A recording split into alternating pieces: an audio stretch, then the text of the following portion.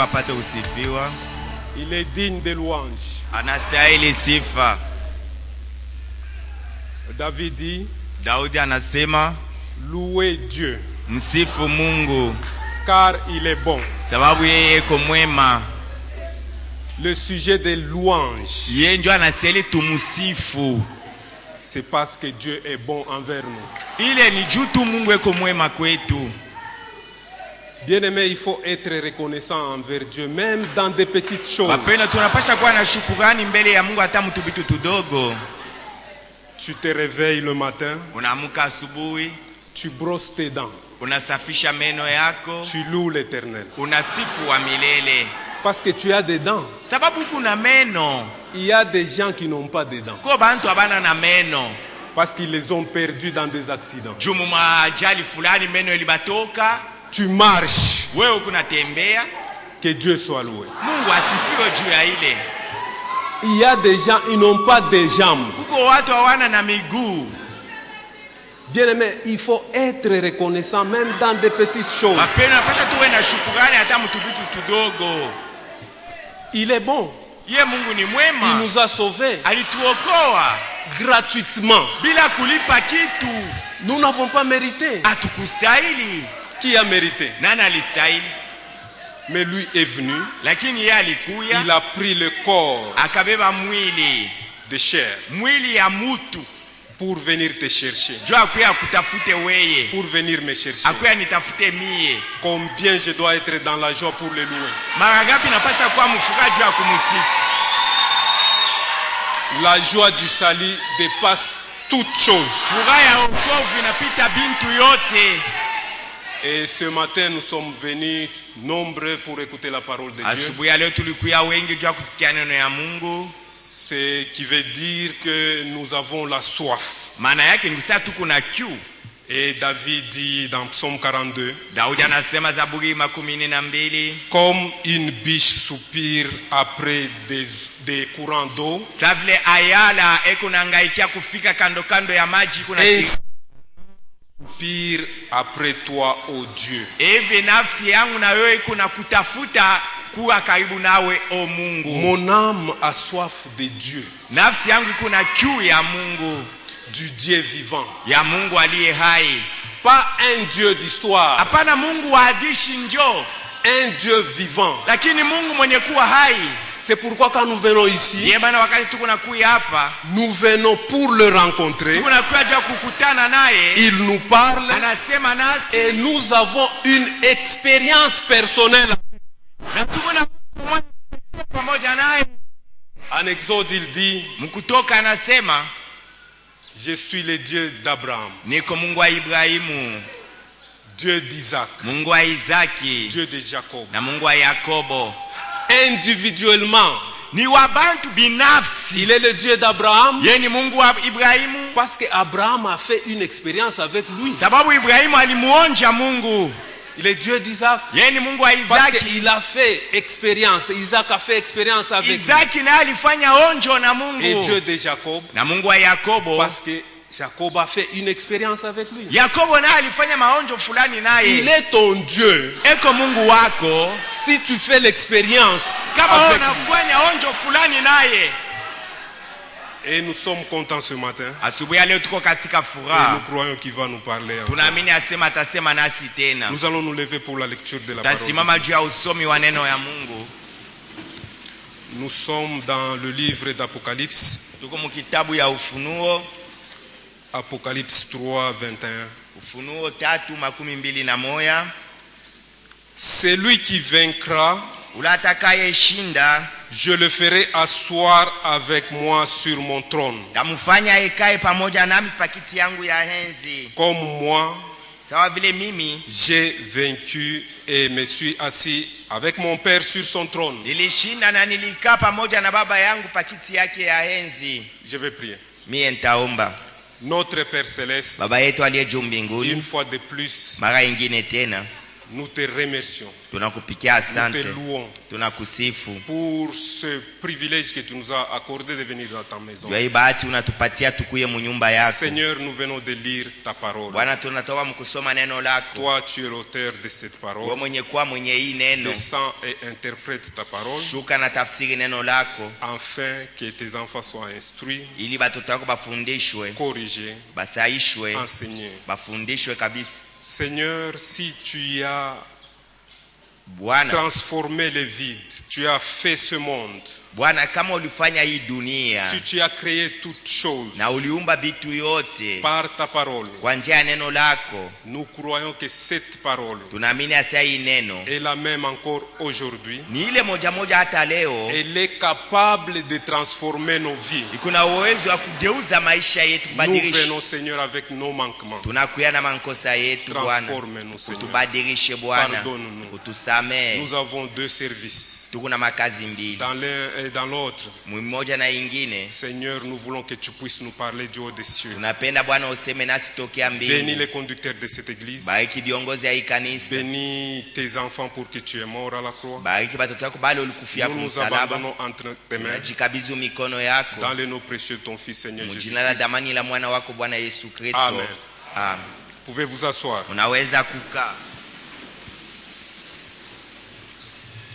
Pendant les 2 jours précédents, Katika hii masiku mbili inapita, nous avons parlé de la parole de Dieu qui demeure éternellement. tulisemea yule ya neno ya Mungu inapodumu milele. Et cette parole est celle qui vous a été prêchée par l'évangile. Na hii neno ni ile injili ilipata kumihubiri. Et nous avons les groupes des élus. Na tuko na kundi ya bateule, Et ce sont des enfants de Dieu. nabo ni batoto ya Mungu. Ils ne se tiennent qu'à la parole de Dieu. Bo banashimamia tu ni paneno ya Mungu. Ils ont un filtre. Beko na kanyungio. Ils ne prennent que la parole de Dieu. Bo banabebaka ni paka neno ya Mungu tu. Ils ne prennent que le ainsi dit le Seigneur. Banabambaka ni paka kuile Bwana Mungu anasema. Alors ce sont des groupes de vainqueurs. Ile ni kundi ya bashindaji. Parce qu'ils ont toute la parole de Dieu. Sababu beko na neno yote ya Mungu. Ils ne sont pas comme les autres. Abana sabale bengine. Oui, c'est la parole. Ndio ni Frère, neno, c'est la parole. ni kweli ni neno hii. Non, bobe kona kaningio. Et ils ont un tami. Ce qui n'est pas la parole de Dieu, Isipokuwa neno ya Mungu banaitupa. ils jettent à côté. Banaitupa pembeni. C'est un groupe de vainqueurs. Ni kundi ya bashindaji. Et Jésus-Christ dit ici, Na Yesu Kristo anasema hapa, c'est lui qui vaincra. ule atakayeshinda. Il faut vaincre. Inapasha kushinda. Vous ne pouvez pas avoir la récompense comme ça. Hawezi kupata malipo bila kufanya kitu. Il faut que tu sois vainqueur. Inapasha uwe mshindaji. Et lui, il dit ici, Yeye anasema hapa, je le ferai asseoir avec moi sur mon trône. tamfanya aikae pamoja nami pakiti yangu ya enzi. Une récompense. Malipo. Comme moi, j'ai vaincu. Sawa vile mie nilishinda. Lui, Yeye avant de s'asseoir sur le trône de son père, mbele ya yeye kukaa pakiti ya baba yake, il a aussi vaincu. naye alipata ushindi. Mais c'est ça, weye Mais toi, utapata récompense Dieu Comment kama tu auras la uvaincre. récompense si tu n'as pas vaincu? Et bien aimé, Mpendwa, nous sommes le peuple le plus privilégié. sie tuko kundi ya watu wenye kuwa waraha Il kabisa. a vaincu pour nous à Golgotha. Alipata ushindi juu yetu kule Golgotha. Et nous nous retrouvons dans la victoire de Jésus. Hapa tuko ni muushindi ya Yesu. C'est notre grand frère. Ni mkubwa yetu. Sa victoire, Ushindi yake c'est notre victoire. ndio ushindi yetu. Et si vous voulez vaincre, Kama unapenda kushinda, mais lui a vaincu. yeye alishinda. Il est aussi passé dans ce monde. Alipita mwi dunia naye. Alors il faut vaincre Basi inapasha kushinda comme lui a vaincu. mpaka vile yeye alipata ushindi. Bien aimé, il s'agit Bapendo, hapa mambo iko de marcher ni kutembea sur les pas d'Emmanuel. mu ile maatua ya Emanueli. Il y en a qui disent Kobale beko nasema ils partent à Jeffersonville. banenda kule Jeffersonville. Ils disent nous marchons sur les traces de Branham. Banasa tunaweza kutembelea mule Branham alitembelea. Nous ne voulons pas marcher sur les traces d'un prophète Sisi tupenda kutembelea mule nabii ou alitembelea les traces de quelqu'un. au mapito ya mtu mwingine. Nous voulons marcher sur les traces de vaincre comme lui a vaincu. Tunapenda kushinda sababu yeye alishinda. Allons directement dans Matthieu. Tusome mara moja Mathayo. Matthieu 4 pour voir comment il a vaincu. Mathayo 4 tuone gisi gani yeye Parce qu'il alipata faut ushindi. que nous vainquions aussi. Inapasha nasi tupate ushindi. Nous sommes dans Matthieu 4. Tuko Mathayo sura yake ya 4. Le groupe des vainqueurs. Kundi ya washindaji. Matthieu 4, on commence au verset 1er. Mathayo 4 tutaanzia mstari yake ya kwanza pale. Alors Jésus fut amené par l'esprit dans le désert pour être tenté par le diable. Basi roho ikamupeleka Yesu mjangwa ili apate kujaribiwa na diabulo. Après avoir jeûné 40 jours et 40 nuits, il eut faim. Kisha kufunga chakula masiku 40 na usiku 40 akawa na njaa. Le tentateur s'étant approché lui dit: Wakujaribu alipomkaribia akamwambia, si tu es fils de Dieu, ordonne que ces pierres deviennent des pains. Wewe kama uko mwana wa Mungu, amuru hii mawe igeuke ikuwe mikate. Et Satan sait très bien Na shetani anajua mzuri que sana. Jésus-Christ Asa Yesu Kristo est le fils de Dieu. yeye ni mwana wa Mungu. Il le sait très bien. Anajua ile mambo mzuri. Mais il vient Sasa anakuya pour le tenter. jua mujaribu. Il dit: si tu es fils de Dieu, Kama uko mtoto wa Mungu, parce mwana wa que Mungu, tu as faim, juu unashikia njala, change ces pierres badilisha imawe en pain. ikuwe mikate. C'est ce que Satan essaiera de faire, bien-aimé. Njoo ile shetani anataka kupima kufanya kila mara. C'est semer les doutes dans les fils et les filles de Dieu. Ni kupanda shaka mumioyo ya wana na binti wa Mungu.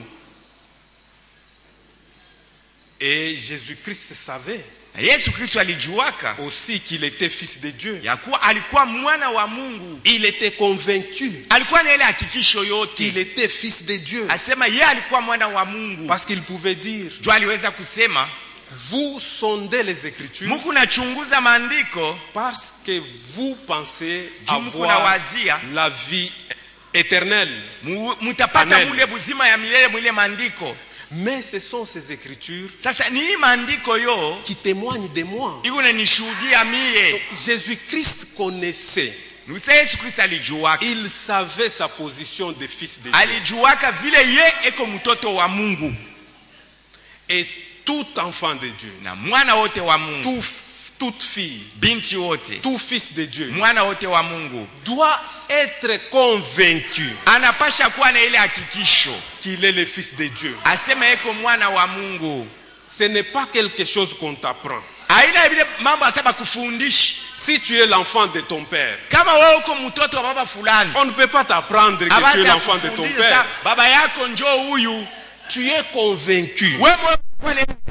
Si les gens disent Hata bantu banasema tu n'es pas l'enfant de ton père, huyu ana baba yako, toi tu sais wewe utayua en toi ndani yako que tu es la fille de Dieu. asa wewe uko mwana wa binti wa Mungu. Ce n'est pas un prédicateur Haina mhubiri qui fera de toi un fils de Dieu. atakufanya wewe ukuwe mwana wa Mungu. Ce n'est pas un pasteur. Haiko pastori, Tu l'es. uko mwana wa Mungu. Cela ne dépend pas du pasteur, Ile haina mambo ya ne pastori, dépend pas d'un haina prédicateur. mhubiri atakufanya ukuwe vile. Non, Hata cela dépend de Dieu lui-même. ile inaangalia Mungu ye moya. C'est ce qu'il dit dans Jean. Jole anasema Nous Yohane, pouvons garder Matthieu en même temps.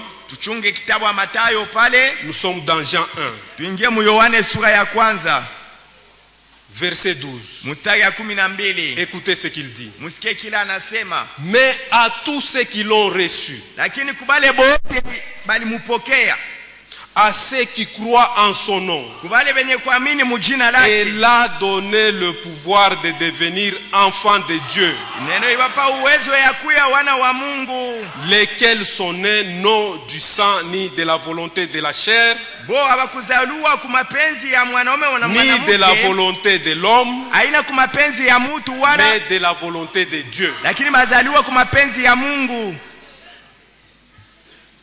Bien-aimés, les miracles Mapendo ya miujiza ne font pas de nous les enfants de Dieu. haitufanye tukuye batoto ya Mungu shie. Même si Dieu ne me guérit pas, ataka Mungu ashinitunze, je suis toujours fils de Dieu. mie nabakia paka mwana wa Mungu. Je ne peux pas perdre ma position de fils Siwezi kupoteza ile hali yangu ya bumwana à cause des miracles. juu ya miujiza. Frère, tu souffres avec la maladie. Ndugu, kunateswa na magonjwa, Souffrez. endelea kuteswa S'il ne vile. vous guérit pas, souffrez. Kama Mungu ashikutunze Restez tu, toujours uteswe. l'enfant de Dieu. Lakini bakia mtoto ya Mungu. Il ne faut pas aller chez les devins. Usiende kwa mifumo. Les devins ne guérissent pas. Ba mifumo abaponyeshake. Tu restes tel que tu es, Bakia paka vile wiko. même si tu meurs. Hata kama unakufa, Hakuna mambo. il n'y a pas de problème. Tu es toujours enfant, fils de Dieu. Unabakia paka mwana wala binti wa Mungu au binti wa Mungu. Et les enfants de Dieu, Na batoto ya Mungu, même pour pécher, hata juu ya kutenda zambi, ils ne pêchent pas comme ça. abatendake zambi kwa wepesi, Parce que l'esprit sababu roho rend témoignage iko na shuhudia à leur esprit kuroho ya bumuntu qu'ils sont fils de Dieu. asa muko bana ya Mungu. Sasa utakuwa nzambi je? Comment tu vas pécher maintenant? Njoo kufa nzambi, Pour pécher, il faut d'abord inapashwa mbele utoke mwile position yako bu fils de Dieu. abandonne la position d'être enfant, Tu fils de abandonnes Dieu. la parole de Dieu. Unaacha na neno ya Njoo Mungu. unakuwa nzambi. À ce moment-là, tu vas Tu ne pécher. peux pas commettre un péché Hawezi kutenda zambi tout en étant fils de Dieu. uko paka mtoto ya Mungu Non, parce unaendelea qu'il y a kutenda zambi. l'esprit. Muoyo yako mule mko roho ya Mungu. L'esprit de Dieu Roho wa Mungu. témoigne à toi. Lisons ça dans Romains. Tuisome Mwaromi. Gardons toujours Matthieu. Tuchunge Matayo. Romains 8, Waromi sura ya 8, 14. 14. Il dit ceci. Anasema hivi. Car tous ceux qui sont conduits par l'Esprit de Dieu sont fils de Dieu. Sababu wale wote wanaongozwa na roho ya Mungu, wale ni wana wa Mungu. Et vous n'avez point reçu un esprit de servitude pour être encore dans la crainte. Na moyo mkupokea roho ya butumwa juu mubakie tena muboka. Mais vous avez reçu un esprit d'adoption par lequel nous crions Abba le Père. Lakini mulipokea roho ya kutiliwa kama wana kwa njia ya ile tunalalamika Aba Baba. L'Esprit lui-même Roho ye mwenyewe rend témoignage. eko na shuhudia kuroho yetu ya kuwa tuko wana wa Mungu. Satan vient. Shetani anakuya, Il place les doutes en anaweka vous. shaka ndani yako. Angalia hivi kunateswa. Regarde combien de fois tu Huku souffres. mtoto wa Mungu. Réellement tu es enfant de Dieu toi. Oui, hata kama ninateswa. Bien niko que je mpaka peux mtoto wa souffrir, Mungu. je demeure toujours enfant de Dieu. Il ne faut pas lui donner la porte d'entrée. Usimfungulie mulango Tu aingie. dis oui, c'est vrai. Unaanza kusema na wewe ni vya Mungu kweli. wetu ni Mungu wa toutes les richesses. Notre Dieu, c'est un Dieu mimi qui nitateswa bénit je? avec des richesses. Lui, Comment c'est je le souffre Dieu qui ici? guérit. Yana tunzanaka. Comment mimi nitateswa hivi? Combien moi je vais souffrir ici? Combien de fois? Ne lui laissez pas cette porte d'entrée. Usimfungulie mulango juu La aingie. guérison ne fait pas de moi un fils de Dieu. Aina utaka mimi napona njoo mimi nakuya mtoto ya Mungu. La richesse non plus. Aina mali itanifanya nikuye mtoto ya Mungu. Alors Jésus Sasa Yesu n'avait pas transformé les pierres. ashikugeuzaka En pain. mawe ikuye mkate. Il savait Alijuaka qu'il était fils de Dieu. asa yeye alikuwa Il mtoto avait ya la Mungu. pleine conviction. Alikuwa na ile hakikisho Et yote. bien aimé, Bapendwa, c'est quelque chose. ni kintu moya Hakuna muntu atezi kuwa kukutosha au kukuachishisha ukwe fils de Dieu. personne ne peut ôter cela en toi ni t'empêcher C'est d'être enfant en de Dieu. toi. Bisha kuikala ndani yako. Tu le sais. Unayua Que je le sema suis. niko mtoto ya Mungu. C'est une position. Ni msimamio uko nayo. Et je ne peux pas laisser cette position Na à siwezi cause kutoa des choses de pafuashi- ce monde. kutoa pafuashi yangu juu ya bintu ya dunia. Fils de Dieu. Mwana wa Mungu. Et Jésus répond, Yesu anajibu sasa. il est écrit, Imeandikwa, l'homme ne vivra pas de pain seulement, mtu hawezi kuishi kwa mkate tu. mais de toute parole qui sort de la bouche de Dieu. Ataishi kwa kila neno inapotoka mkinywa ya Mungu. Oui, c'est vrai. Ni vya kweli. L'homme intérieur, Ule mtu wa ndani, l'âme, nafsi elle a besoin yo ikupaka na de la lazima parole de Dieu. ya neno ya Mungu. C'est pourquoi nous sommes dans la joie. Ndio maana tuko katika Quand furaha. nous venons nombreux comme ça Wakati pour écouter la parole de Dieu, Wengi mwi namna jua kusikia neno ya nous Mungu. nourrissons notre homme intérieur. Tukunalisha ule mtu wetu wa ndani. Mais c'est ça kama unabakia Mais kumulango. si toi tu restes à la maison, Âme yako itakuwa na santé Dieu. comment ton âme aura une bonne santé? Et le diable, Na diabolo il va essayer. ataanza Il kupima va kila mara, essayer. kupima kila mara, Essayer. kupima kila mara. Au verset 5, il dit, Mstari ya 5 anasema, le diable le transporta dans la ville sainte, Diable. le plaça sur les hauts du temple diablo akaenda naye mumuji takatifu akamweka pale yulu ya hekalu et lui dit, na akamwambia, si tu es fils de Dieu, wewe kama uko mwana wa Mungu, jette-toi en bas, ujitupe pale car chini, il est écrit. sababu imeandikwa. Satan n'a pas honte. Shetani ana na haya Il mentionne aussi les Écritures. na anaanza kutaya maandiko, Que cela ne vous embrale pas. ile mambo ishimitenkeshe. Parce que quand même, bien même il mentionne les Hata Écritures, vile anataya maandiko vile inasema, il ne va pas transmettre la pensée de Dieu. hawezi kuleta wazo yenyewe ya Il Mungu va ya shetani, tordre les sens. atabadilisha maana. Il dit, Anasema car il est écrit, sababu il imeandikwa, donnera des ordres à ses anges à ton sujet, Mungu ataleta amri kwa malaika juu yako, et ils te porteront sur les mains, na bamalaika batakubeba mu mikono de yabo, peur que ton pied ne heurte contre une pierre. munamna mukulu yako ishikwale kujiwe. Jésus anamwangalia. Jésus regarde Satan, Il dit, anamujibu, il est aussi écrit. imeandikwa pia, Il est aussi écrit. imeandikwa pia. Satan peut venir avec il est écrit. Shetani anaweza kuleta hivi imeandikwa, Nous allons rétroquer. tutamrudishia Il est aussi écrit. imeandikwa pia. Oh, Dieu regarde dans le cœur. O Mungu anaangalia lwake ni muroho bule. C'est vrai, Dieu Ya regarde dans le kweli, cœur. Mungu anaangalia ni moyo wa mtu.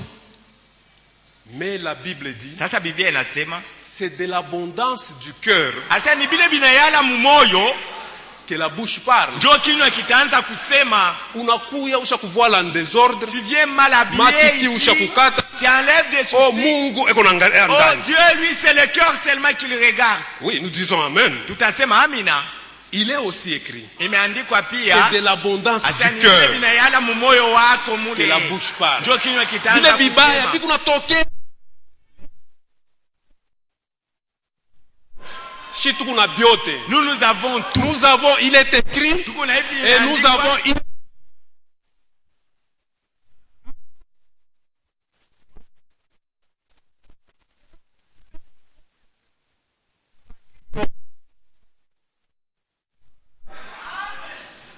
il est aussi écrit. Imeandikwa pia. Oh, il y a une promesse dans Joël. O muyoele muko malako. L'Esprit de Dieu Roho wa Mungu répandra sur toute chair. atashuka yule ya kila mtu. Nous disons Amen. Tutasema amina. C'est-à-dire sur les femmes Nikusema yule banamuke et sur les hommes. na yule banaume. Nous disons Amen. Tunajibu amina. Mais une femme peut venir aussi prêcher. Mwanamke naye anaweza kwa Nous disons kuhubiri. non. Pale tunamwambia wewe Parce hapana. qu'il est écrit Juu imeandikwa que les femmes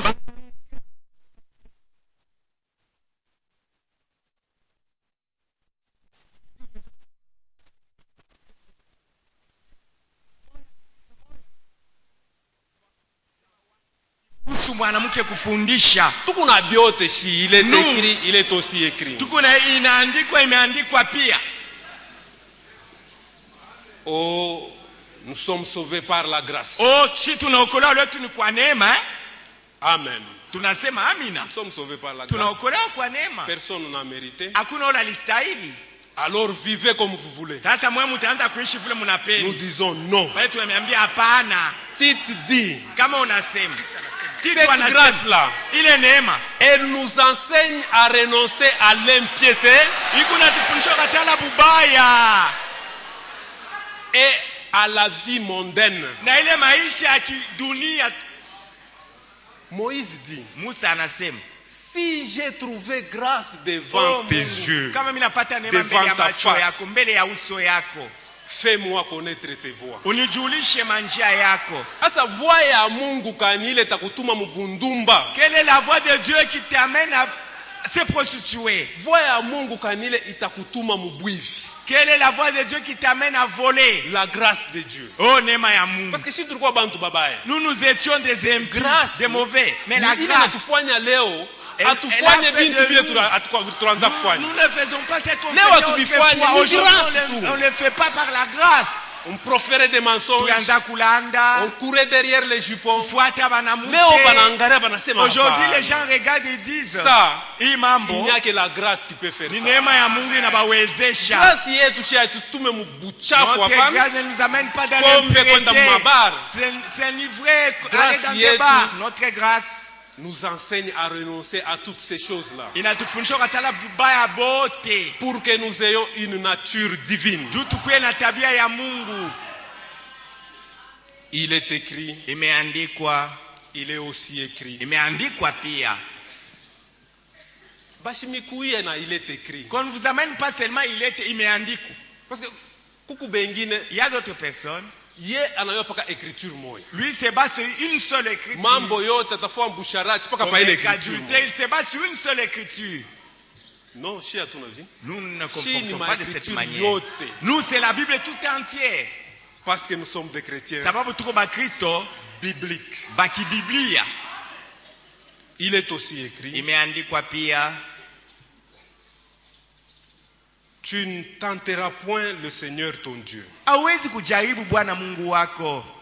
8. Munane. Satan tachoka, Le diable ne se fatigue pas, il vient encore. anakuya tena. Il veut percer. Anapenda paka Mais la ingie. Bible dit, Biblia inasema, résiste-le. mumukangalie, Il fuira loin de pale toi. atakimbia mbali na weye. Il le transporta encore sur une montagne très élevée. Akamupandisha sasa pa mulima moya murefu. Lui montra les royaumes du monde Akamonesha maufalme ya dunia et leur gloire. na mautukufu yayo yote. Hatuna besoin shina gloire Nous ya n'avons Mungu. pas besoin de la gloire de ce monde. Hatuna besoin na ma richesse ya Mungu. Même pas les richesses de ce monde. Ma royaume ya monde. Le royaume de ce monde On aussi. n'en a pas besoin. Hatuna bio lazima. C'est lui qui cherche la gloire, Ule kunatafuta utukufu, les richesses. mautajiri, Il tombera. ye ule ataanguka. Même ceux qui prêchent, Hata wale beko na ubiri. il ne faut pas chercher ta propre gloire Ushaanza kutafuta quand tu utukufu prêches. yako wewe mwenye kuhubiri.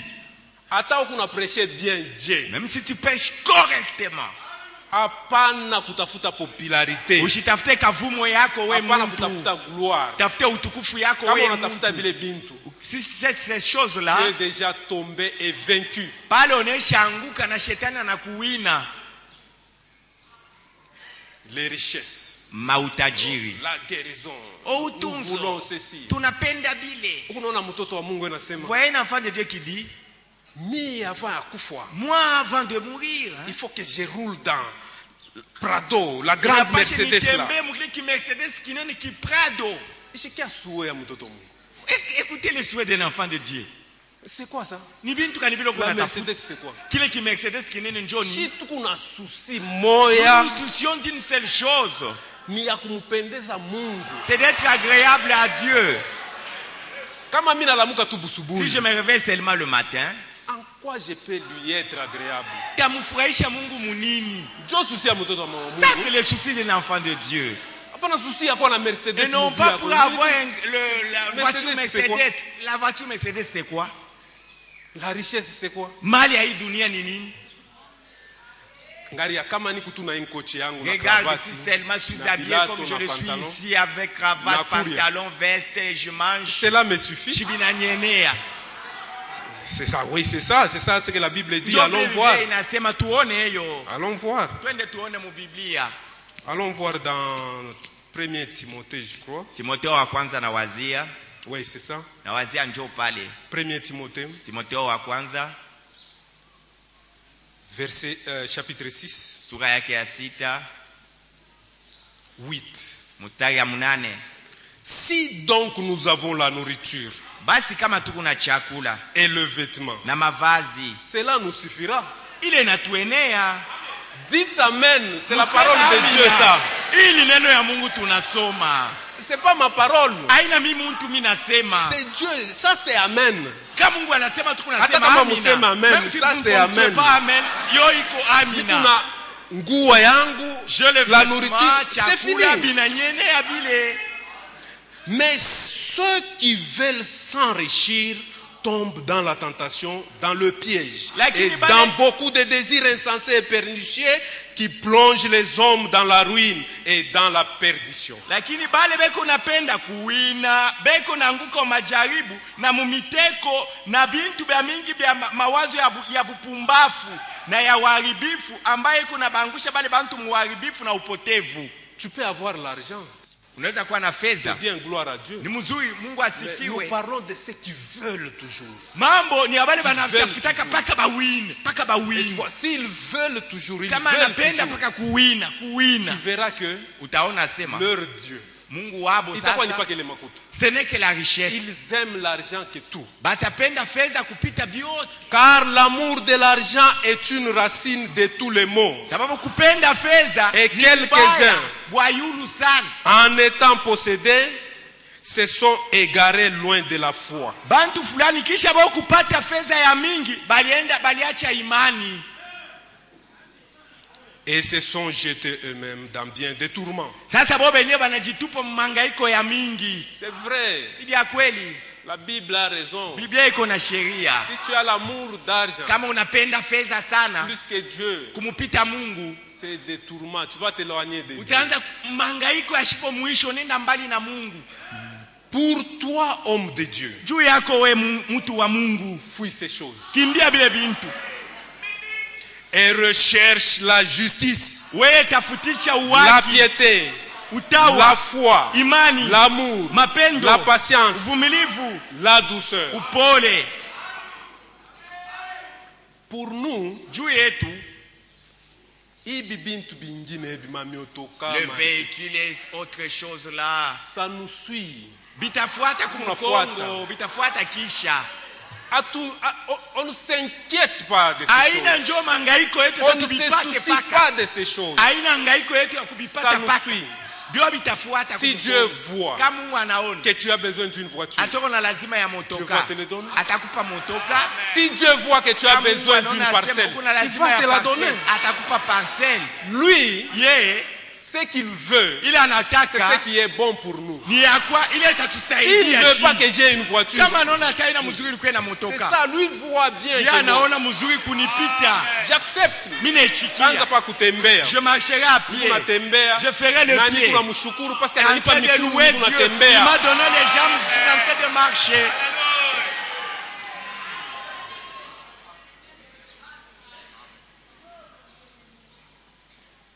Ça, c'est notre Dieu. Hivi ndio Mungu wetu anikalaka. Ses voies Manjia yake nikalaka ne sont vipi? pas nos voies. Manjia yake haina manjia yetu. Et Jésus-Christ, Na Yesu Kristo il dit ici, anasema hapa, lui dit, anamwambia shetani. Satan lui dit, Shetani sasa anamuonesha tena Yesu.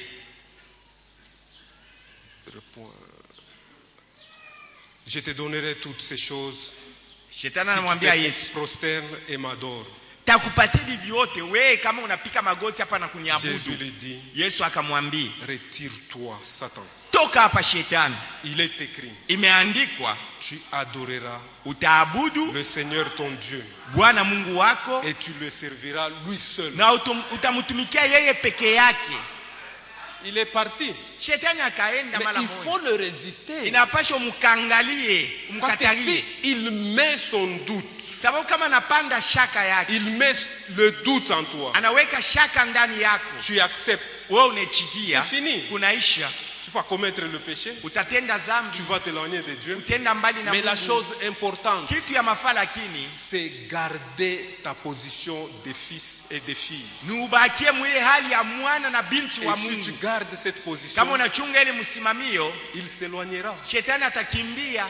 Même s'il vient avec, il est écrit. Hata kama nakuletea hivi Tu diras imeandikwa, aussi, na wewe utamjibu il est écrit. imeandikwa pia. C'est comme ça qu'il a vécu. Ndio hivi Yesu alipata ushindi Par les Écritures. kwa njia ya maandiko.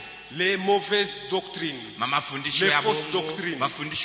Comment nous pouvons vaincre? Par les Écritures. Parce que la parole de Dieu s'explique par les Écritures. Oui, c'est ça.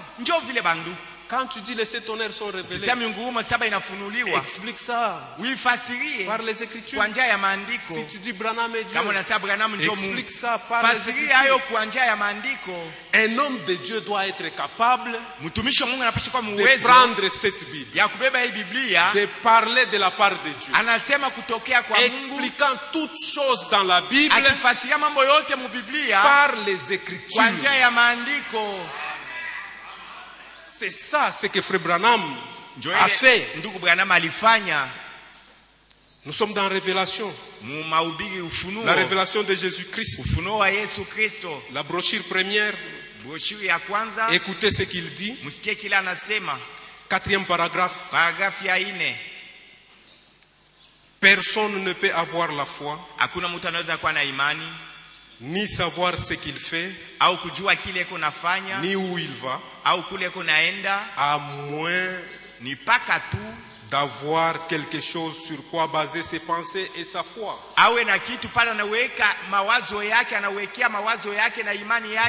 Ainsi, si l'Écriture nous a révélé Christ en ce dernier temps, et la condition des temps dans lesquels nous vivons. Écoutez maintenant ce qu'il dit.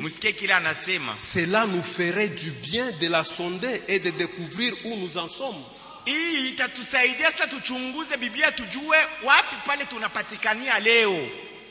Les Écritures. Aujourd'hui, nous pouvons lancer même un défi. Prêcher la parole de Dieu. Qu'il prêche la parole de Dieu par les Écritures. Comme ça, nous saurons qu'ils sont serviteurs de Dieu. Si Frère Branham est un prophète de Dieu, mais explique-nous ça par les Écritures. Bien-aimé, un homme de Dieu doit être capable de le faire.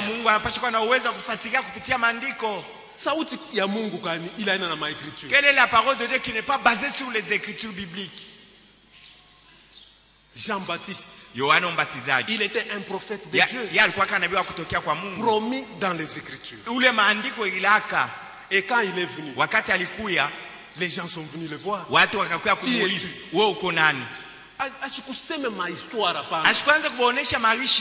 Je suis la voix de celui qui crie dans le désert. Jésus-Christ par la Jésus-Christ quand il est venu, on lui posait la question au sujet de Jean-Baptiste. Voici, j'envoie mon messager devant toi. Il a expliqué Jean-Baptiste par les Écritures. Jésus-Christ lui-même. Lisons ça. C'est dans Luc 24. Rapidement. Lui était la parole. Il ne pouvait pas se justifier. Écoute ce qu'il a dit. C'était après la résurrection. Tout le monde était découragé. Il rentrait. Et vous pouvez lire à 24 à partir du verset 13. Mais nous allons, à cause du temps, nous prenons 25. Alors Jésus leur dit: ô homme sans intelligence, et dont le cœur est lent à croire à tout ce qu'ont dit les prophètes. Ne fallait-il pas que le Christ souffre ces choses et qu'il entre dans sa gloire? Écoutez, lui qui était Dieu, il dit au 27, et commençant par Moïse et par tous les prophètes. na kupitia banabii bote. Il leur expliqua dans toutes les Écritures ce qui les concernait. Akabafasiria kupitia maandiko yote mambo ilikuwa ikimuhusu yeye Yesu. Jésus-Christ a pris les Écritures Yesu Kristo alibeba maandiko pour expliquer ce qui les concernait. tu afasirie mambo yake. Asa wewe kunakuya. Mais toi tu viens, Jésus-Christ est déjà venu. unasema Yesu Kristo alishakuya. Utexpliquer dans l'Écriture. Tufasirie kupitia maandiko sasa. Kama ile ni sauti ya Mungu. Si c'est que tu déclares la parole de Dieu. Explique-nous par les Écritures. Utufasirie kupitia maandiko. Toute parole de Dieu Neno yote ya Mungu doit être expliquée par les Écritures. inapasha maandiko ifasirie. C'est pourquoi nous ne croirons jamais Ndio maana shia tutaminiaka quelque kamwe chose qui est en dehors des Écritures. kintu kile kiko nje ya maandiko. Ce n'est pas la parole de Dieu. Kama akina mu maandiko akina neno ya Mungu, C'est seulement ce qui est dans la parole de ni Dieu. kenye kwa mu maandiko ndio neno ya Mungu. Et c'est de cette façon Ni mwile namuna que Jésus-Christ a vaincu. Yesu Kristo alipata Mais ushindi. il veut que Anataka nous vainquions aussi. na shi tupate ushindi.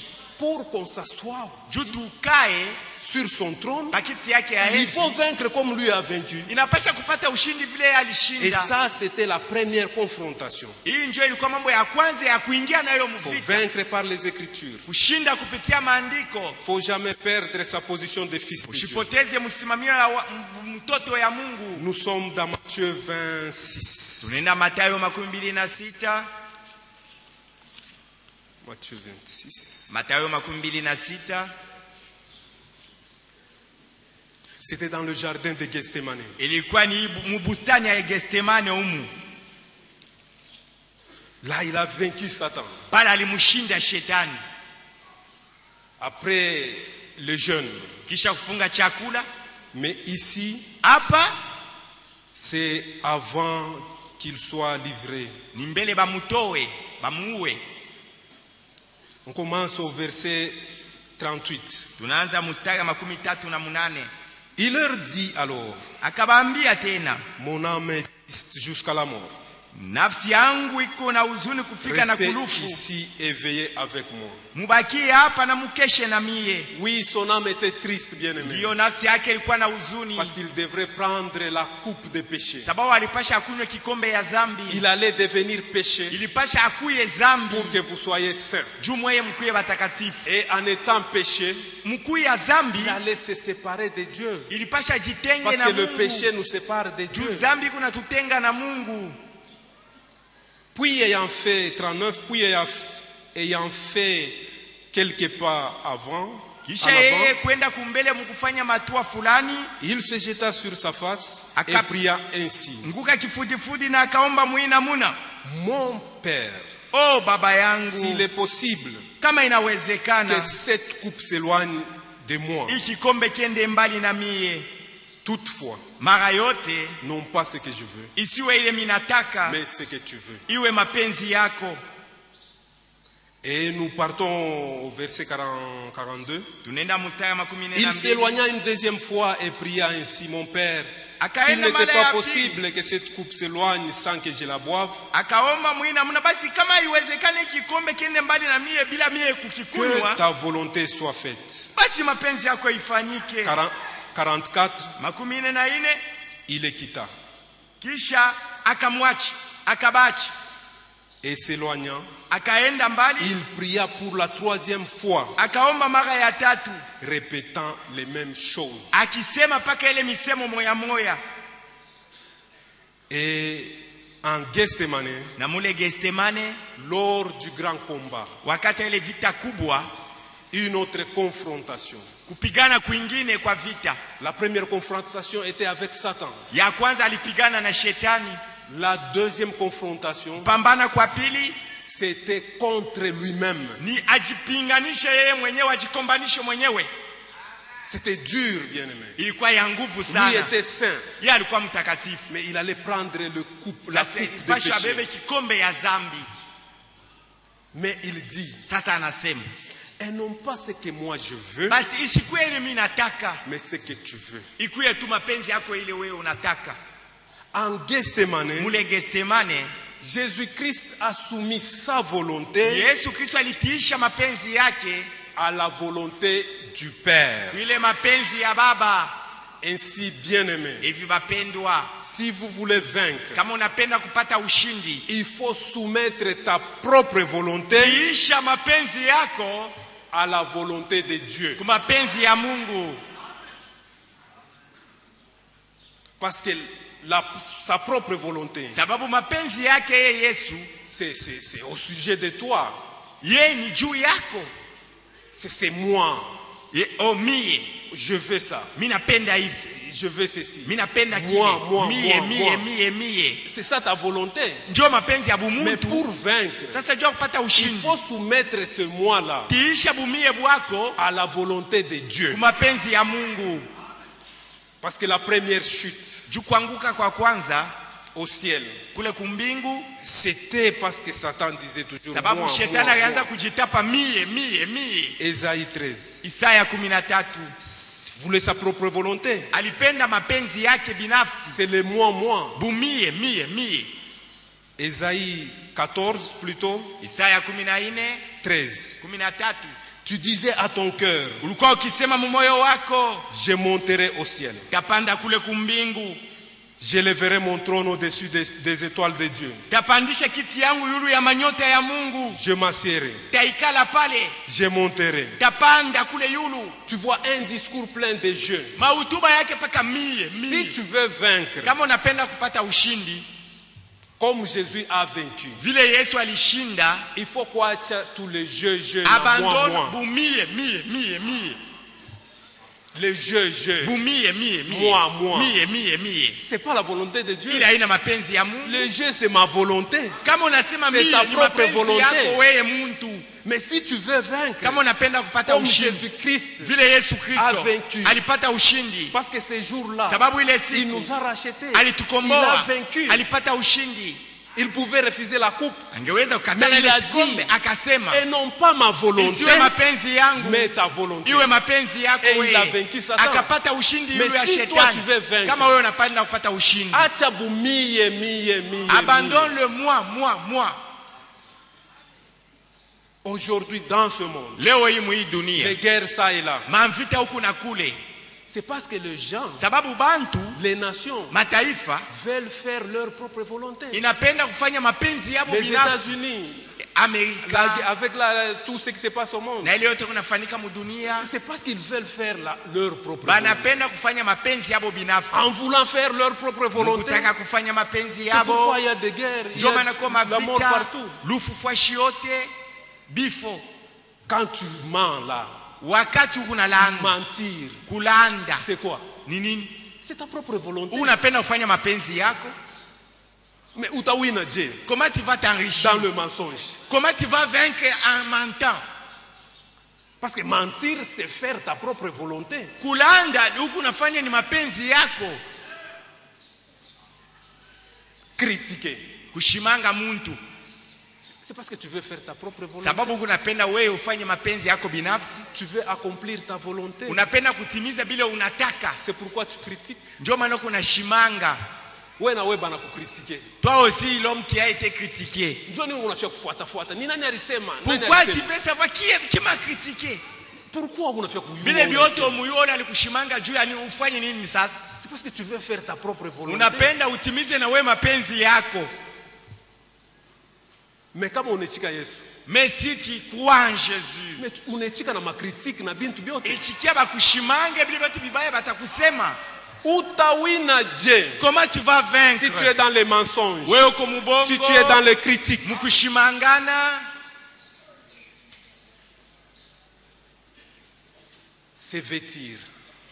kuvoila. Façon vile kuna voile. La manière où tu te vêtis, Est-ce qu'il y a une volonté à moi? tu t'habilles de cette manière, c'est la volonté de Dieu. Façon le kuna fwa nywele yako. Est-ce qu'il y a une La manière volonté que à tu moi? arranges tes cheveux, c'est la volonté de Dieu. Kufuata banamuke. Est-ce Pour qu'il y a ir une derrière volonté à les moi? femmes, c'est la volonté de Dieu. C'est une volonté yako. Mais c'est pas qu'on tafuta ni kufanya mapenzi yako binafsi. Et pourtant Job, Ayubu, il pouvait dire, aliweza kusema, j'avais fait un pacte avec mes yeux mimi nilifanya kiapo na macho yangu, et je n'aurais fixé mes regards sur une vierge. asema macho yangu haitaanza kutamania mwenye kuwa bikira. Mais ouais, mais tu as mwanamke. Toi te regardes une femme pas style, tu continues à la regarder. Tu ne fais que la suivre par les yeux. Comment tu vas accomplir la volonté de Dieu? Comment tu vas accomplir la volonté de Dieu? Mais Jésus-Christ, lakini Yesu Kristo, lui a fait la volonté de Dieu. Yeye alifanya mapenzi ya Mungu. Même dans l'enseignement de Jésus, c'était la volonté de Dieu. Alianza kutimiza mapenzi ya Mungu. Tout enseignement, mafundisho yote, toute foi, imani yote, toute doctrine, mafundisho yote ya msingi doit être soumise inapasha itii à la volonté de Dieu. Mapenzi ya Mungu. Écoutez ce qu'il dit. Musikie kile anasema dans Jean 7, Yohane sura ya 7, la façon dont lui a prêché. Namuna ile yali ubiri. Jean 7, Yohane sura ya 7:14. Vers le milieu de la fête, wakati karamu ilipofika pakatikati, Jésus monta au temple. Yesu akaenda kule kwa hekalu. Il enseignait. Akafundisha. Les Juifs s'étonnaient disant, Wayuda walikuwa wanashangaa na kusema, comment connaît-il les Écritures? Je anayua ye maandiko? Lui qui n'a point étudié. Ye huyu ashikufunda hata masomo. Bien-aimé, notre Seigneur Jésus-Christ est la source de toute connaissance. Il connaît tout. Il connaît tout. Un grand chimiste par excellence. Lui a transformé l'eau en vin. Il y a l'alcool dans le vin. Mais lui a transformé l'eau en vin. Il est la source de toute connaissance. Jésus leur répondit, ma doctrine n'est pas de moi, mais de celui qui m'a envoyé. Si quelqu'un veut faire sa volonté, il connaîtra si ma doctrine est de Dieu. Ou je parle de moi-même. Il a fait toutes choses dans sa vie. Il les a soumis à la volonté du Père. Et c'est pourquoi il a vaincu. Jésus-Christ a vécu une vie d'humilité. Avec obéissance. C'est pourquoi il a vaincu. Nous sommes dans Philippiens 2. Philippiens 2, verset 2. Rendez ma gloire parfaite ayant un même sentiment, un même amour, une même âme, une même pensée, une même pensée, un même sentiment, un même amour. La division, bien-aimée, c'est un échec. Tu es déjà vaincu. Comment avec ta femme? Tu penses toujours au divorce. Tu penses toujours au divorce. Comment tu vas accomplir la volonté de Dieu? Mais tu es déjà vaincu. Les divorces, tu es déjà vaincu. Ne faites rien par esprit de parti ou par vaine gloire. Mais que l'humilité vous fasse regarder les autres comme étant au-dessus de vous-même. Que Dieu nous fasse grâce. L'humilité. Dieu t'a vaincre. Alors tu auras la victoire. Être humble. Oh non, utani dominer. Ah, il va dominer sur moi. Hein? Là, c'est la femme qui dit. Il faut te soumettre à ton mari. C'est la volonté de Dieu. Et toi, Marie, we bwana na we, il faut kupenda bibi yako. tu dois aimer ta femme. On ne peut pas kukufundisha t'apprendre à comment aimer ta femme. Hakuna gisi bakufundisha gisi gani unapasha kumpenda mke wako. Même les gens là qui ne connaissent pas la parole, tu Ata regardes, il aime sa femme. Shibanone ukibangalia tu banapenda babibi yabo. Il ne pense pas au divorce. Ashiwazaka sasa tukavunja Wewe na vile ndoa banakufa. jusqu'à la mort. Asa wewe unayua Mungu. Toi tu connais Tu as même la révélation. Uko na ufunuo. Combien tu dois aimer ta femme? Mara ngapi utapenda mke wako? Bien aimé, les divorces, tu es vaincu. Kama unavunja ndoa banakuwina. Tu es en dehors de la volonté de Dieu. Unaenda nje ya mapenzi ya Mungu. Esprit de parti. Roho ya tumankunji. Dans l'église de Dieu vivant. Mkanisa ya Mungu ali hai. Huku nakuta tumankunji. Tu trouves des partis pris. Shinjo benye Lubumbashi babemba. Nous les Bemba, les originaires de Lubumbashi. Shinjo bakachokwe. Nous les Chokwe. Comment tu vas avoir la victoire? Nous ici, nous avons un même esprit. Nous avons un même amour. Nous avons une même pensée. Une même âme. Hakuna mambo ya bakachokwe ya banini aina hako hapa.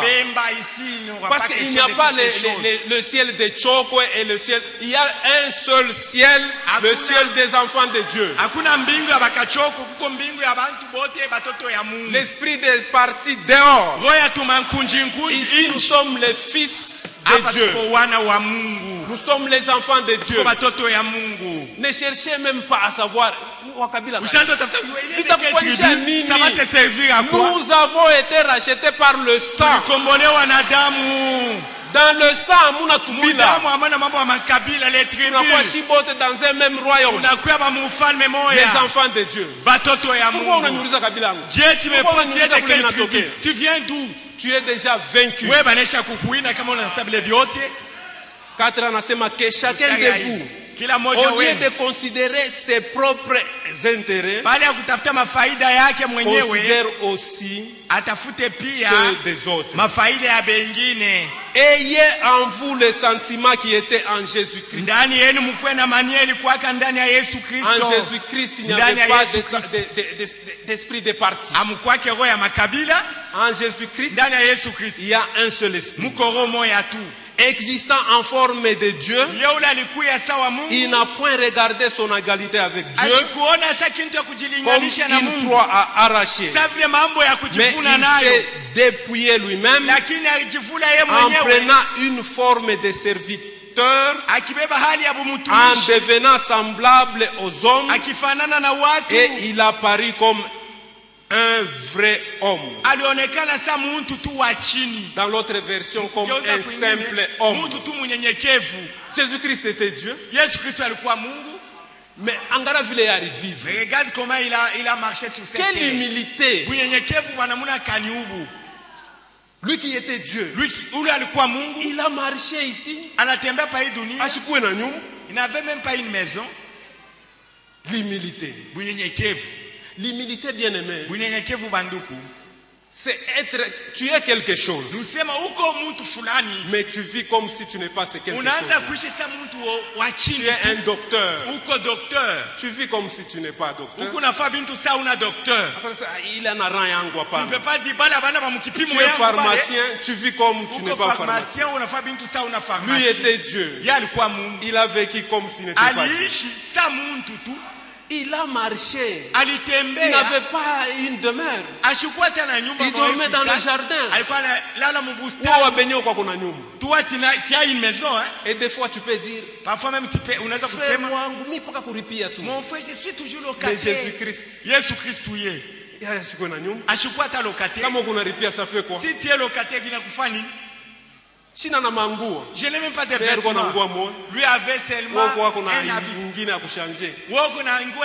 Et si tu n'as pas mangoua, qu'est-ce que ça fait? Et si tu manques de vêtements, il était simple. C'était cette manière que tu auras la victoire. Si tu es simple,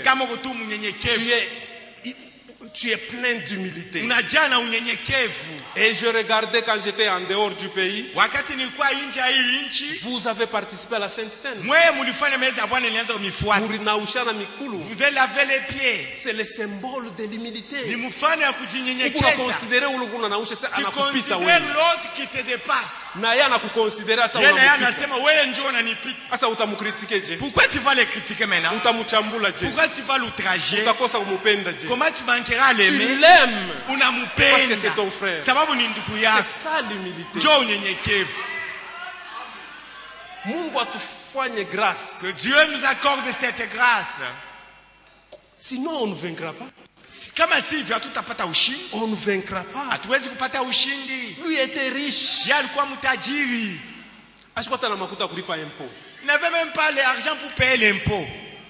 Parce que pale saa ya kulipa impôt de Léa. Kulipa kodi. Alimuonesha Pierre. Il a demandé à Pierre. Sema wendo ka pêcher. Va pêcher, wendo kalopole. Et regarde dans le poisson. Angalia ndani ya ule samaki. Il y a l'argent pour toi et pour moi. Utapata fedha yako na juu yangu. Ashikwanza kutembea na mifuko ya makuta. Il ne marchait pas avec des sacs d'argent.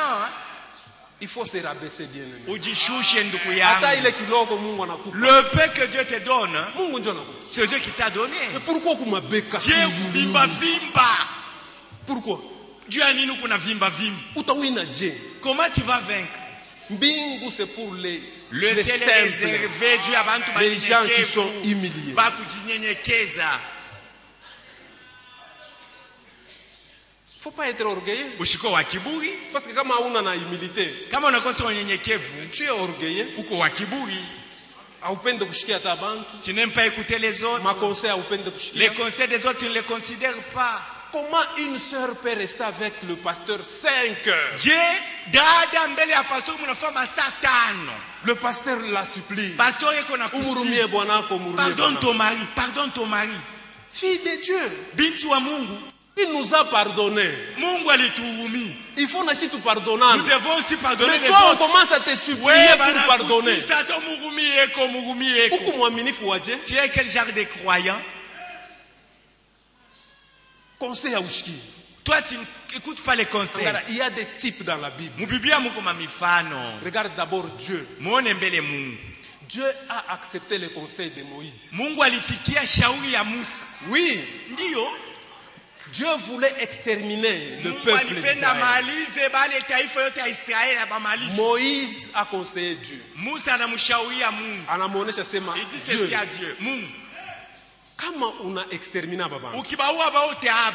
Les gens des nations diront, tu les as fait sortir d'Égypte pour venir les exterminer. Parce que tu es incapable de les faire entrer dans le pays de la promesse. Dieu regarde Moïse. Est-ce que tu veux me dire que Dieu ne savait pas ce que Moïse disait? C'est un type. Il faut que je cherche ma conseil. Ni orgueil tout. Frère angalia hivi. Qu'est-ce que toi tu veux me dire? Orgueil tout ya. Kiburi inutilement. Mais l'orgueil. Kiburi kio. C'est de la chute. Kitatangulia kuanguka kwako, tu vas tomber. Utawina je. Comment tu vas vaincre? Kama uko kiburi. Tu n'écoutes pas les conseils de Moïse mwenyewe. Musa lui-même. Il a écouté aussi les conseils de son beau-père.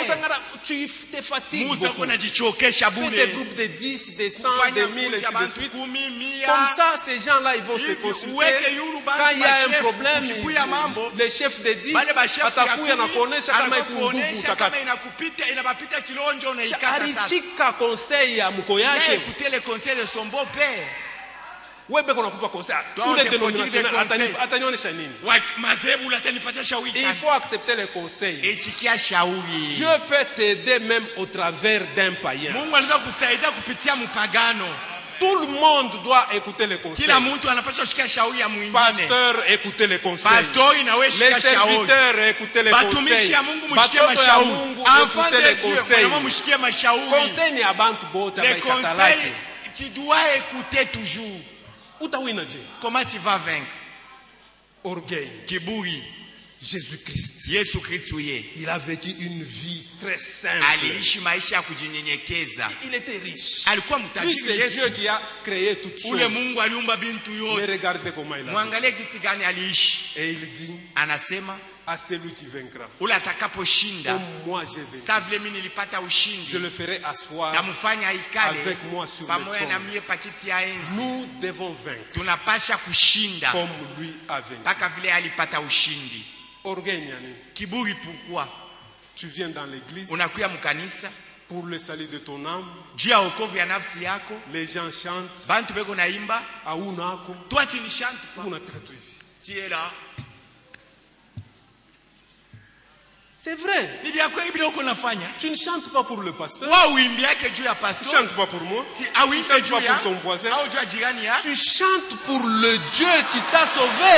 Huku naimbia ule Mungu alikuokoa. Et David qui a compris la chose, Daudi mwenye kuelewa ile quand mambo, l'arche de l'Éternel rentrait, wakati sanduku ya agano ilianza kutoka, David a dansé avec toute force. Daudi akacheza na nguvu yake yote. Il a dansé. Akacheza. Il chantait. Eko na Je ne imba. chante pas. Mi Je shimbe, ne danse pas devant sicheze, vous ici. mbele ya baba Je bantu chante wote. devant Dieu. Kunaendia njoo Mungu. Le Dieu qui m'a sauvé. Ule Mungu Moi aliniokoa. qui étais perdu. Ni ule nilikuwa mwenye Il est kupotea. descendu. Yeye Il a alishuka. laissé le ciel. Akaacha mbingu. Il a laissé la gloire. Akaacha Il est utukufu. venu pour moi. Akakuya Et juu je yangu. chante pour lui. Niko namwimbia.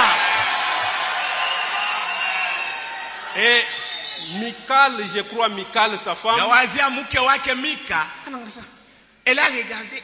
Roi mujime kuna cheza. Mfalme wa ina muna mbele ya bantu. David anakuwa kumuonesha. Unacheza. Daudi Sema anasema. angalia. Mika. Mie nilikuwa un berger mpori. Nilikuwa kwa kuchunga nkondolo Huyu Mungu mpori. huyu. C'est Dieu. Ananitosha mula ananifua roi. Puis de là il m'a établi. Comment je ne peux pas danser pour lui? Je siwezi kumchezea. Comment je ne peux pas danser pour lui? Namna gani siwezi kumchezea? Et Michal est resté sans Dieu a ile mambo, Mika a frappé de Dieu a frappé de la stérilité. Et quand nous dansons, Wakati tunacheza, nous dansons en esprit. tunacheza ni mkiroho. On ne danse pas comme ils dansent dans le monde. Hatuchezake vile badunia banachezaka. Pasteur Kumbele, Le pasteur devant ba minifu beko nafuata, et les non. croyants On derrière. danse en esprit. Si tunacheza ni Et Mungu. l'esprit c'est l'ordre. Roho iko na utaratibu. Quand l'esprit, Wakati roho tu es sous l'esprit. uko chini ya uongozi ya Hapana roho. mangua inendo Et kuibi laisse binendo tomber les ku. vêtements. Seracha, non. Ah, là, c'est On l'esprit danse fait en cela. ordre. Tunacheza mutaratibu. C'est l'esprit. Ni roho ya Mungu. Et l'esprit fait toutes choses en Roho wa ordre. Mungu iko nafanya vitu yote mutaratibu. Orgueil. Kiburi Ya kio. nini? Juu ya Unafanya nini? orgueil kumbele ya Mungu. Devant Dieu tu es orgueilleux. Bien-aimé, Mpendwa. si vous voulez vaincre, Kama unapenda kupata ushindi, soyez humble. kuwa mnyenyekevu. Marcher avec Dieu, c'est l'humilité. Kutembea na Mungu ni unyenyekevu. C'est l'obéissance Ni à la parole de kumtii, Dieu. kutii kuneno ya La Mungu. foi et l'obéissance marchent. Imani na kutii vinatembeaka pamoja. Et frère Franck pouvait dire, Ndugu Frank aliweza kusema tout ce qui est écrit dans la Bible, ile yote imeandikwa mu Biblia, tout ce qui est écrit ile yote imeandikwa concerne tous les âges. inaangalia vizazi yote. Hakuna sauti sasa ile ni ya Il n'y a pas mwaji une fulani. parole réservée à tel âge Et seulement. il prend Lévitique. Anabeba Walawi, Lisez Lévitique à la maison. msome Walawi kumanyumba, Il dit, anasema vous vous sanctifierez. mutajitakasa, Vous serez saints mutakuwa watakatifu comme je le suis. mpaka vile mimi niko mtakatifu. Donc, tout ce qui est écrit mu Lévitique, Nuseme ile yote inaandikwa mu Walawi, nous devons le faire. tunapasha kuitumikia. Nous devons mambo ya Mungu ni obéissance ku sauti ya Mungu. Dans la parole de Dieu, il faut obéir. C'est ça être enfant de Dieu. Et si tu obéis à toute la parole de Kama Dieu, unatii kuneno yote ya Mungu, tu es un homme simple. uko mtu mnyenyekevu, Tu es un homme heureux. uko mtu wa heri, Tu es un homme béni. uko mwenye kubarikiwa. Que Dieu vous bénisse. Bwana Mungu amibariki. Je remercie le pasteur Napikia asante de la pastori confiance kwa ile qu'il tumaini m'a donnée pour aliniwekea me tenir devant vous. juu nisimame mbele Je yenu. remercie le pasteur Eugène, Napikia asante pastor Eugène, le pasteur Ekaka. pastor Ekaka. Je remercie tout le monde Napikia asante watu pour wote venir nous écouter. juu En ya fait, vile mulikuwa c'est kunisikia. pas pour venir m'écouter moi, kunishikia Victor. mie Victor. Vous êtes venus écouter la parole de Dieu. Mulikuwa kushikia neno ya Mungu. Mungu amibariki Que sana. Dieu vous bénisse richement.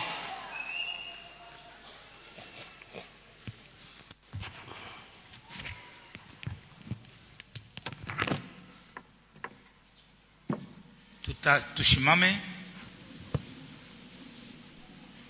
Pour la prière. Juu ya maombi. Nous venons d'écouter un bon message. Tunatoka kushikia ujumbe mzuri kabisa. Un message destiné aux vainqueurs. Hii ujumbe inaangalia tu bashindaji. Pas de simples croyants. Hapana tu baaminifu wa kawaida. De vainqueurs. Lakini ni mambo ya bashindaji. Durant la dispensation des gentils, wakati ya watu wa mataifa, vous avez 7 ans kumanyakati 7 ou 7 âges, au bizazi 7, et à la fin de chaque âge, na kumwisho wa kila kizazi, l'Esprit dit, roho iko nasema, où il y a un message adressé aux vainqueurs, kuko ujumbe juu ya bashindaji, à celui qui vaincra. kwa yule atakayeshinda. C'est adressé aux vainqueurs. Hii mambo banayambia tu bashindaji. Et nous sommes dans l'âge de Laodicée. Na tuko mkizazi ya Laodikia. Dieu a besoin de vainqueurs. Mungu analazimisha tu bashindaji. Il faut vaincre les conditions de l'âge. Tunapasha kushinda makanuni ya hiki kizazi. Les conditions de l'âge de Laodicée. Makanuni ya hiki kizazi kia Laodikia. Et parmi les maladies de l'âge, na mmoja ya magonjwa ya kizazi, il y a la tiédeur. Kuko ile uvuguvugu. C'est un âge tiède. Ni kizazi kia uvuguvugu. Dieu veut que vous soyez chaud. Mungu anapenda tuwe na moto. Dieu veut que vous soyez froid. Anapenda tena ukue baridi. Mais pas au milieu. Hapana kusimama pakachikati. C'est un esprit qui saisit les gens. Ni roho iko nashika watu ya uvuguvugu. Kuacha mambo ya Mungu abachi. Abandonner la parole de Dieu, on l'abandonne pas. Servir Dieu avec zèle abapende. Mtumikia Mungu avec zèle, ils ne veulent pas. C'est la maladie de l'âge. Njo magonjwa ya kizazi. Peut-être que ce matin tu es atteint de cette maladie. Saa zingine asubuhi kumwene kushikwa na hii magonjwa. La tiédeur, uvuguvugu, la négligence, kusula. Un âge qui ignore sa condition. Kizazi kinakosa kujua hali yake. Mais il faut vaincre les conditions de l'âge. Lakini tunapasha kushinda makanuni ya kizazi. Nous ramons en contre-courant. Shetu kunatembea kinyume na dunia. Et le Saint-Esprit a dit une chose. Na Roho Mtakatifu alisema kitu moja. Vaincre, c'est soumettre sa volonté à la volonté de Dieu. Kushinda ni kuacha yako mapenzi na kufanya mapenzi ya Mungu. Kama unafanya byako, tu es déjà vaincu. Si tu ne fais que ta volonté, unaisha kushindwa. Ce corps aime dormir. Hii mwili inapenda kulala bushingishi. Haipende kuomba. Ne veulent pas la prière. La volonté de Dieu que nous puissions prier sans cesse. Mapenzi ya Mungu tuombe bila kuchoka. Un vainqueur, il fait cette chose. Mshindaji anakalaka yako naomba bila kuchoka. Kama kunalala, mais si tu t'endors, oh Jésus a déjà prié pour nous. Oh, c'est la grâce. Tu es déjà vaincu. Wewe banesha kukuwina. Même ceux qui viennent en retard, ils banesha kubavaincre déjà. Hata bale bako nakuya hapa na retard, banesha kushindwa na shetani. Nous avons fait un pacte avec Dieu. Shie tulifanya kiapo na Mungu. Dimanche, Muyenga, à 8h, saa ya 8h, on a rendez-vous avec le Seigneur. Tuko na rendez-vous na Bwana Mungu. J'ai vu des gens venir jusqu'à 9h30. 9h30 miraza kuna bandugu na badada beko na kuya. 9h30, 9h30 ils entraient ici. Mais tu as raté la prédication. Unakosa sasa mahubiri. Aujourd'hui tu as 0. Leo kuna sifuru. Si Dieu devait te coter, tu as 0. Kama kupatia mapointi huko na 0, sifuru. Na ba catholique bananupita. Et les catholiques vous dépassent aussi. Je ne sais pas si ça existe encore chez les catholiques. Quand j'étais catholique, monsieur Kambingari tena kwa catholique. Pourquoi pipande ya messe? Il y avait deux quand on a fait ce non, tu dois recommencer. Kama unafika na retard c'est utanzulula. Frère, c'est très grave. Ndogo ni hatari.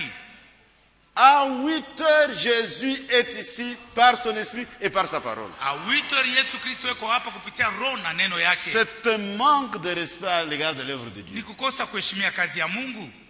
Comment est-ce qu'on peut venir à 10h? Dieu, tu peux venir ici à 10h. À 9h30. 9h30. Même dans le monde, il y a une tolérance. Le travail commence à 8h. 8h05, on peut tolérer. À l'école, après un quart d'heure, vous retournez à la maison.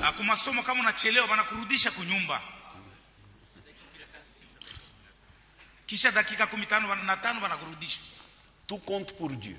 yote iko na maana juu ya Mungu. Il faut vaincre les conditions de l'âge. Tunapaswa kushinda mahali ya dunia. Je sais que j'ai besoin d'une heure pour m'apprêter. Najua kusema ninalazimisha saa moja njoo nijitayarishe. Dimanche, je me réveille à 5h ou à 6h. Muyenga nalamuka 5h au 6h. Comme ça, 7h, oui, je suis à l'église. Kwa kusema 7h, 8 niko deja kwa kanisa. On doit faire la volonté de Dieu. Tunapaswa kufanya mapenzi ya Mungu. C'est ça le vainqueur. Njoo vile bashindaji wanafanyaka. En toutes choses. Mambo yote. Dieu veut que j'arrive à quelle heure à l'église? Mungu anapenda nifike saa gani kwa kanisa? L'église commence à 8h. Ibada inaanza 8h. C'est entre 7h30 et 8h. Entre 7h30 et 8h. Je dois faire ça. Ninapaswa kuya ile saa. Mais comme ouais, chaque dimanche en retard. Si toi chaque dimanche tu viens en retard. Ah on a ce est-ce que tu ne vois pas ça? Tu ne vois pas ça. Utachelewa kunyakuliwa. Est-ce que tu ne vois pas ça? Wewe uione na macho yako. Où est les ailes du départ? Bidii yetu tulikuwa nayo kumwanzo kwa wapi leo? Parce que ça ce n'est pas la troupe des vainqueurs. Hii haina nkunja bashindaji. Les vainqueurs sont là. Lakini katikati yetu kuna bashindaji. On a sema kuchelewa. Ne vois-tu pas que tu es en retard? Ou on ne fait pas biako. Tu ne fais que ta volonté.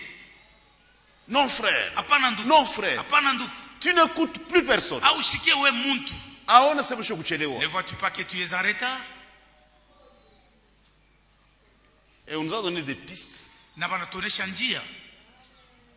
On ne peut pas vaincre en dehors de la parole. Hauwezi kupata ushindi nje ya neno. Jésus a utilisé la parole. Yesu alitumia neno. Ils l'ont vaincu na walishinda à cause du sang de l'agneau. Walishinda kwa ajili ya damu ya mwana et à kondoo. cause de leur témoignage. Na kwa ajili ya ushuhuda yabo. Nous avons une parole de notre témoignage. Tuko na neno ya ushuhuda yetu. C'est le message de l'heure. Na ni ujumbe ya wakati. Nous avons le sang de l'agneau. Tuko na damu ya mwana kondoo. Et là pour vaincre. Iko hapo juu ya kushindi. Toi tu n'écoutes pas. Aujourd'hui tu as reçu 5 minutes de prédication. Leo ulifuata mahubiri tu madakika 5. Yote vinakupita. Utavaincre Dieu. Utapata ushindi namna gani? Prenons le chemin de l'humilité. Tubebe njia ya unyenyekevu. C'est le chemin de la victoire. Ndio njia mule tutapata ushindi. Ce n'est pas dans les bagarres, dans les injures, pour vaincre le chemin de l'humilité. Que chacun prie.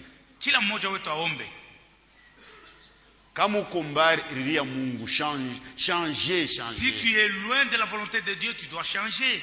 On doit changer. Je peux me tromper sur la vérité. C'est comme le vrai croyant, nous les avons dans la semaine. Et le vrai vainqueur qui ne sont pas en mesure de venir ici à 16h, mon campus. Anatoka kukaji affamé anaenda mu campus tunaenda mwake na bashindaji vya kweli kisha kutoka mkazi anaenda kufuata mahubiri kule ku campus na njala kisha anarudia kunyumba. Il faut le sang de l'agneau et la parole les deux. Et il faut beaucoup de paroles. Damu na neno ya mingi ya kweli ya Mungu. Même dans le monde, hata mdunia une équipe s'entraîne.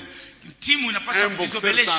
Mupiga mvita anapanda anashuka anapanda pari batamupika. Sur le ring là on va te vaincre. Un coureur s'exerce. Mupiga mbio anakalaka kunajizobelesha. Écoutez beaucoup de ça va vous aider. Kama unasikia mahubiri ya mingi itakusaidia. Dieu nous donne des tactiques comment vaincre. Mungu anatuonesha namna gani tupate kuwina. Prions ensemble. Tuombe shibote. Que Dieu nous pardonne. Nous sommes devenus négligents, des paresseux, des tièdes. Soyons zélés pour l'œuvre de Dieu. Soyons zélés pour la parole. Prions ensemble, mais brièvement.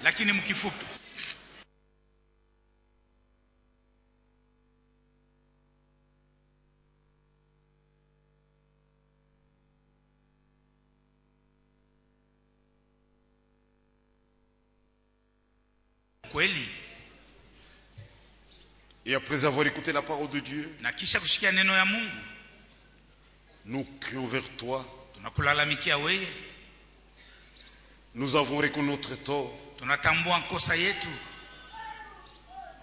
Nous sommes devenus négligents, tièdes, vaincus par les conditions de l'âge. Tu n'as pas parlé en vain.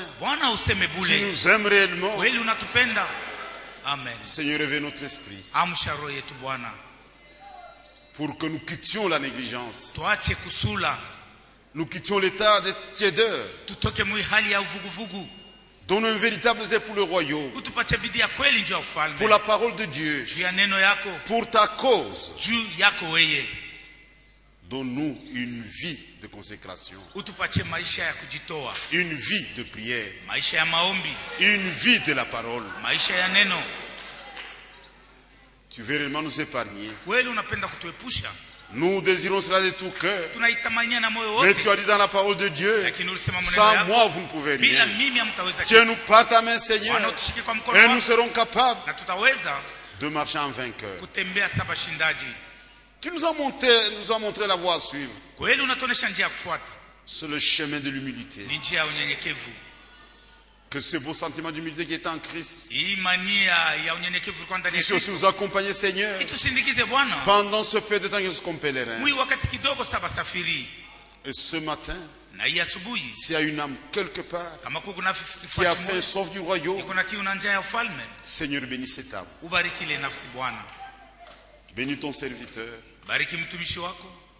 Bénis son ministère, bénis sa santé, bénis sa famille. Pour aussi à ses besoins. Fais de même pour l'ensemble de tes hommes. Nous ne comptons que sur toi. Garde cette communauté, Seigneur, dans la foi véritable. Que nous puissions marcher au pas de la parole de Dieu.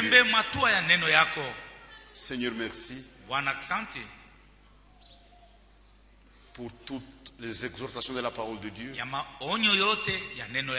Tu connais mieux que nous-mêmes notre condition. Viens à notre secours et accorde à chacun selon son désir. Fais-le pour ta gloire. Fais-le pour ton honneur. Fais-le aussi pour ta consolation. Nous te demandons avec foi. Et nous le faisons au nom de notre Seigneur et Sauveur Jésus-Christ. Amen. Amen. Les diacres passeront très vite pour récupérer les offrandes volontaires pour construction. Au nom de Jésus-Christ, permets que chacun puisse expérimenter les saluts. Nous savons, Seigneur, que le temps est mesuré. Tout montre que le Seigneur revient bientôt. Et tu nous as avertis, Seigneur. Fais en sorte que nous soyons tous dans le lieu du rendez-vous. Nous désirons cela de tout cœur. Tiens-nous par ta main, Seigneur, et conduis-nous pas dans toute la volonté.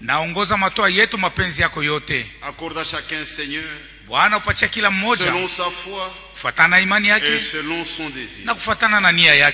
Bénis tous tes hommes qui proclament ce message, qui sont capables de l'annoncer, Seigneur, dans les limites de la parole de Dieu, et que cela puisse révéler sur ton peuple, pour que chacun réalise qu'il n'y a plus de temps.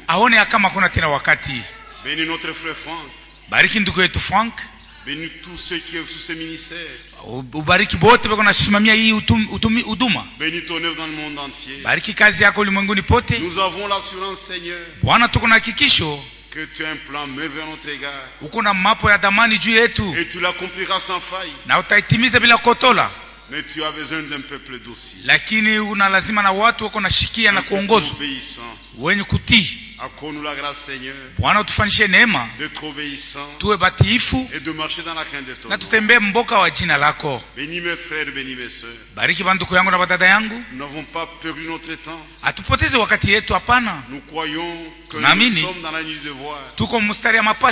Conduis-nous pas, Seigneur, et nous accompagner pendant l'heure de la journée.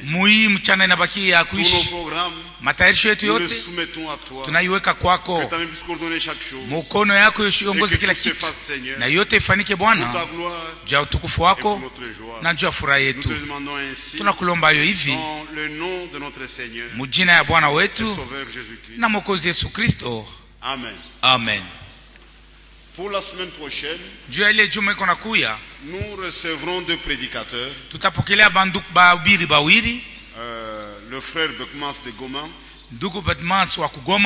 et le pasteur Aloïs de Kigali. Na pasteur Aloïs wa Kigali. Les deux vont prêcher pendant la semaine. Bote bawili batahubiri mjuma moya. Ils seront ici demain. Batakuya hapa kesho. Nous verrons avec lesquels on va commencer. Tutaona ni nani tutaanza nayo la tatubiri wa kwanza. Il y a beaucoup d'hommes de Dieu dans notre province. Muijimbo yetu Mungu batumishi ya Mungu ba mingi. Ça ne sera plus possible de donner une semaine à chaque prédicateur. Haitawezekana tupache kila mhubiri juma moya moya. Au moins 2 par semaine. Au bawili kujuma. Parfois à donner un jour. Au tunaweza kupacha mmoja siku moja kuhubiri. Ça va être trop compliqué pour nous. Bitakuwa ya magumu. Même un jour. Kila mtu juma siku moja kuhubiri. Aloïs est de Bujumbura. Nduku Aloïs ni wa Bujumbura. Il n'est pas de Kigali. Ana wa Kigala. Ni wa Kigali ni wa Bujumbura. Que Dieu bénisse aussi notre frère Victor. Mungu abariki nduku yetu Victor. Pour la parole qu'il a apportée. Juu ya neno ya Mungu ile alitubiri. Je crois que chacun était béni. Na wazee kila mmoja wetu alibarikiwa. Et puis il a bien prêché. Na alihubiri mzuri sana. Ça je dois le dire quand même. Mimi napasha kama kuisema. Il a vraiment bien prêché. Kweli ndugu Victor alihubiri mzuri. Il a même bien utilisé son temps. Alitumia wakati yake mzuri. Donc il n'a utilisé tout le temps qu'à la parole de Dieu. Na wakati yake yote alitumia paka kusema yule ya neno ya Mungu. Il n'a pas perdu une seule minute. Akupoteza dakika hata moja.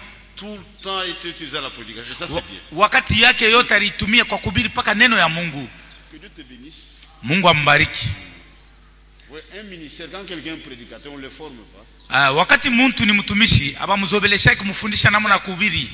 Il a déjà quelque chose en lui. Ndani yake mko kitu fulani. Il peut, ça ne fait pas longtemps.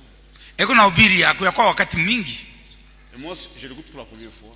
Ndio maana kwa kwanza kumshikia kuna hubiri. Partout il est passé on a eu de bons rapports. Lakini manyakati ile inapita tulikuwa na fashi yote kuna pita tuko napata maraporo mzuri. Il a prêché comme un vieux prédicateur. Alihubiri sa mhubiri wa zamani. Que Dieu te bénisse mon frère. Ndugu yangu Victor, Mungu akubariki. C'est encourageant. Antuka hii kunatia nguvu.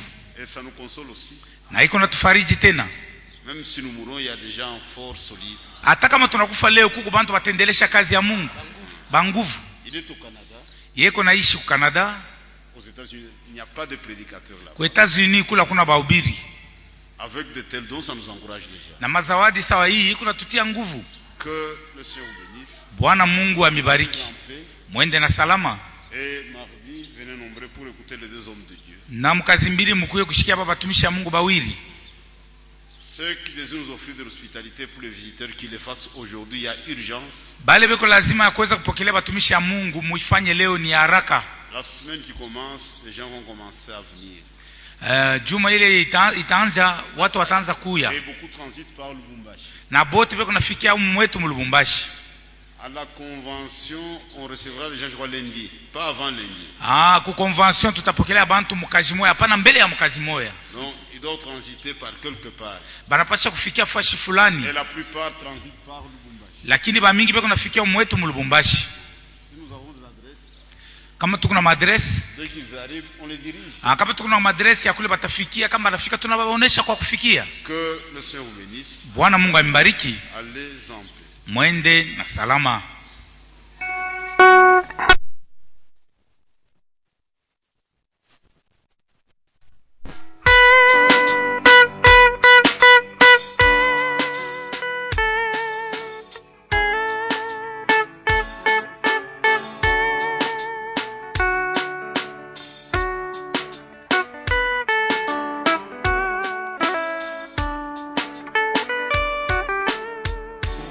Jésus soit ta